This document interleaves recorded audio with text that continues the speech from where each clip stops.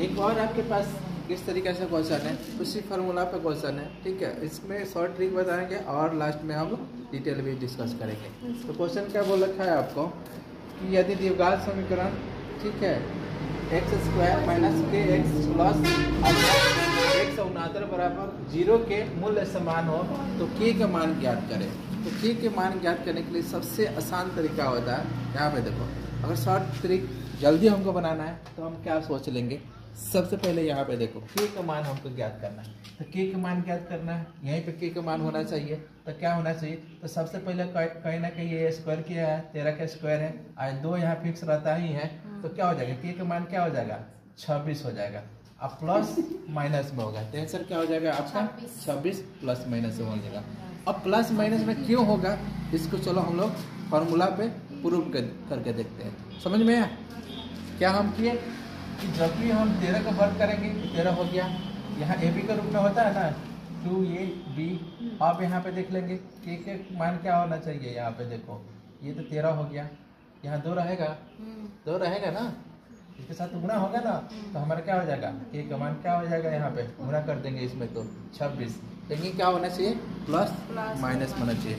अब इसको हम लोग देख लेते हैं, इस फार्मूला को मूल्य समान है तो कैसे बनता है, ठीक है। ये चीज़ तो आपको समझ में आ गया।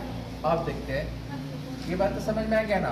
तो डी बराबर मूल समान है, तो हमारे पास फार्मूला क्या होता है, b² माइनस 4ac। ये बात समझ में आ गया, बराबर क्या हो जाएगा, यहाँ 0, ठीक है।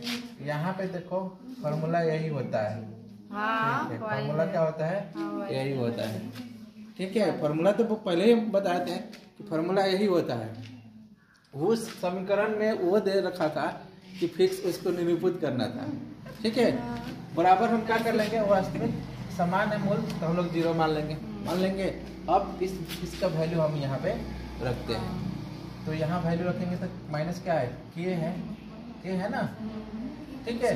तो के का माइनस के का स्क्वायर करेंगे, और यहाँ पे आप देख लेते हैं 4 रहेगा ही, ए का मान क्या है, एक छुपा है, 1 हो जाएगा, और सी का मान क्या हो जाएगा आपका 169 बराबर 0। यहाँ तक समझ में आ गया। आप देख लेते हैं के स्क्वायर करेंगे, के स्क्वायर, और यहाँ क्या हो जाएगा, हम क्या करेंगे, माइनस में तो उधर लेके चले जाए, तब माइनस में हम उधर ले जाएंगे तो क्या हो जाएगा, प्लस में हो जाएगा, क्या हो जाएगा 169 होगा। इतना समझ में आ गया।